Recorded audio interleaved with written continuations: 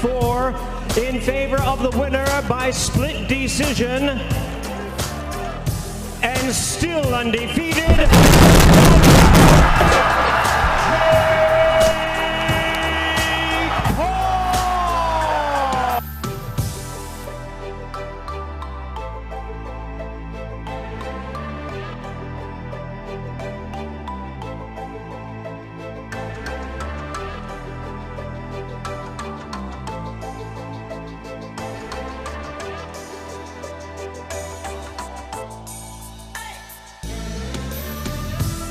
Bruce, was the fight fake? You guys watched it. You tell me. What you think? I talk about this all the time. I told you my opinion on it. I told you what you was getting. Now a lot of people are screaming fake. I already laid it out for you. I showed you how the business plan ensured who the winner was going to be. So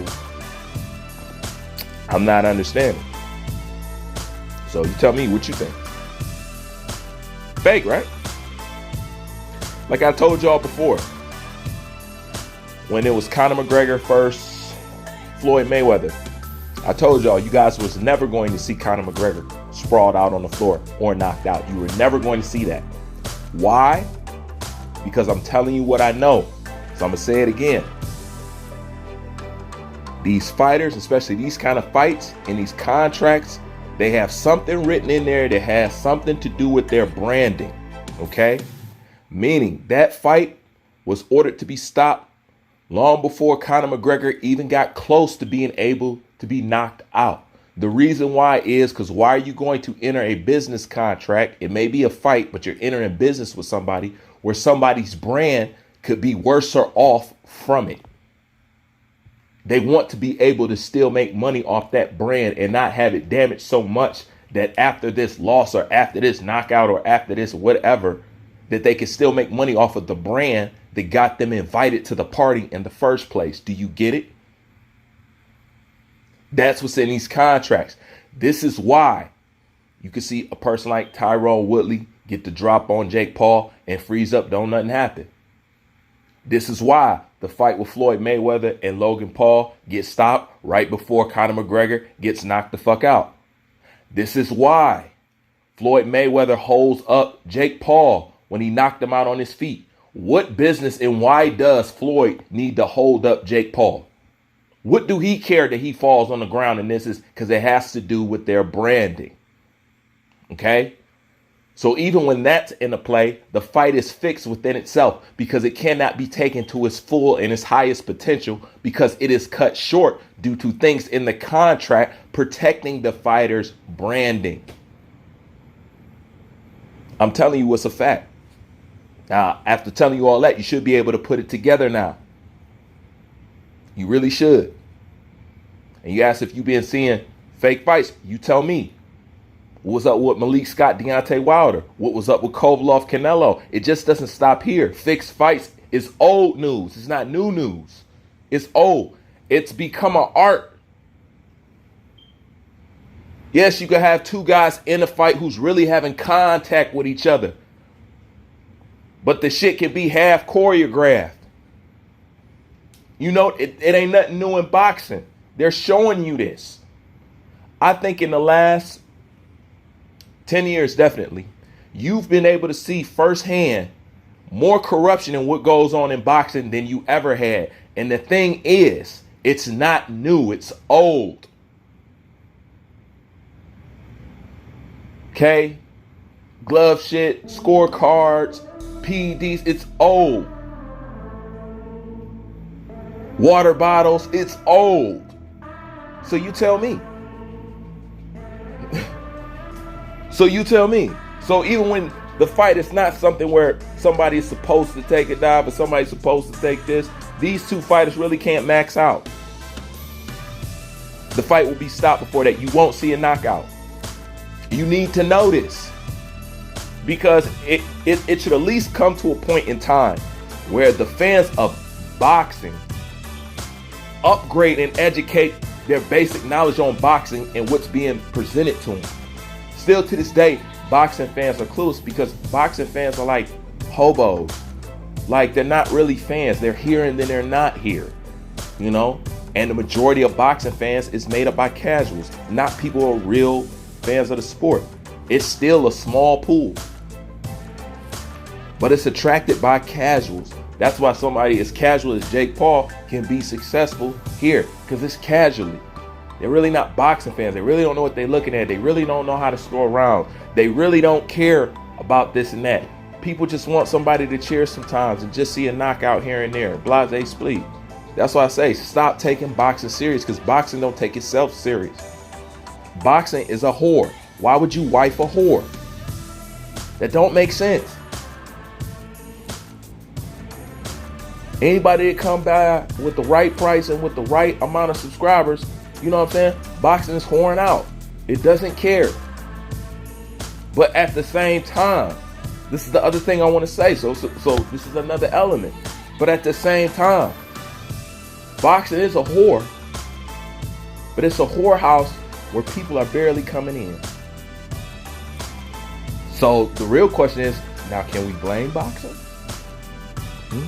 Meaning, because y'all are football players, basketball players. Y'all not boxers no more. Nobody's running to it. But then again, on another flip side, people could not be running to it because of the corruption, because of the pay. They get paid more doing this, they can get paid more doing that. For the same reason UFC runs to boxing. Because it's the most they're going to get paid. That's why UFC has a problem and don't even know it. UFC and boxing is so intertwined, it's funny. Boxing is always going to be able to tempt UFC fighters. Because we've always paid better. It's better money. They all know it. So we're always going to be able to cherry pick from their tree. They're always going to run over here. As long as Dana is starving them like they is, boxing is always going to look good. And that's where the problem's going to come in at. And trust me, I ain't the only one that had this on my mind. I'm pretty sure it's some kind of plan being formulated behind the scenes right this fucking very minute to have that little thing go on. You see, they talk about boxing union and all that other. Well, I don't know how that's going to happen with the mob, but anyways, that's a different story for a different day. But you see, their wheels are already turning. They see a loophole, you know, so that's the price to pay of monopolizing. And when you have another show in town that's always paid more than you, then, you know, not the only thing is, I can't say it's less damage, it's actually more damage. As far as your body goes, it's more damage because it's just the head and the body.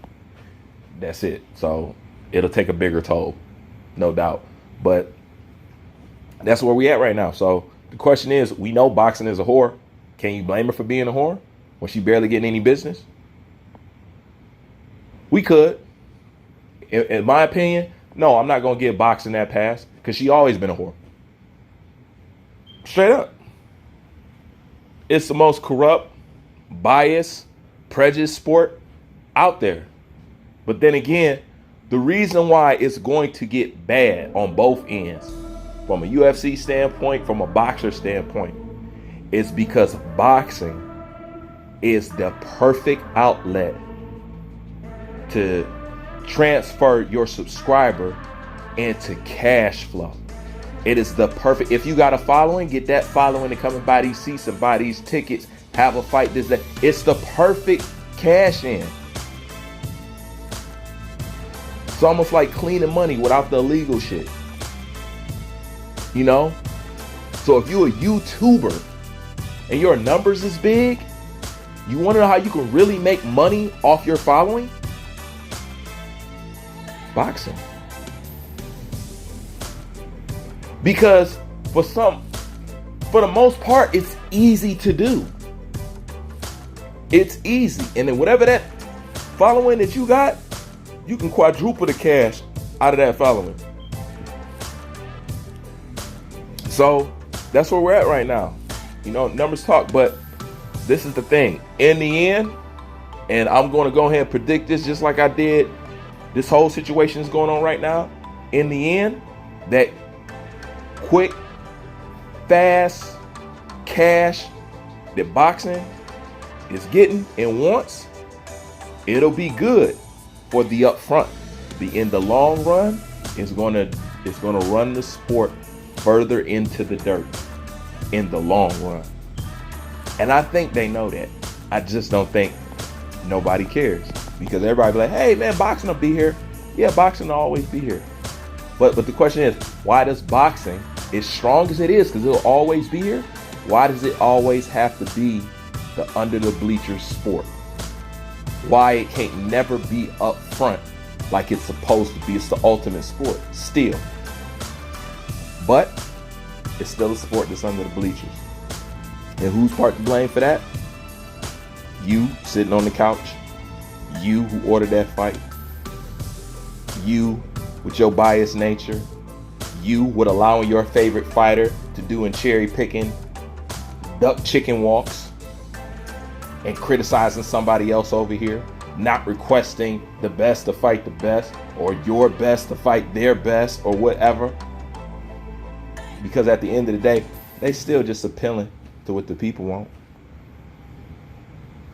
And like an old school cat told me, boxing is a reflection of society. I'm gonna say it again. Boxing is a reflection of society. And we're in this fast, cartoon, fake, plastic world. So it's no wonder that a YouTuber is eclipsing or starting to pickle what some view as the face of boxing. It's no wonder, right? Because boxing is a reflection of society. So there's no reason why a YouTuber is getting all this attention right now. That's how weak the society has got. But then again, that's another video for another day. I'm out.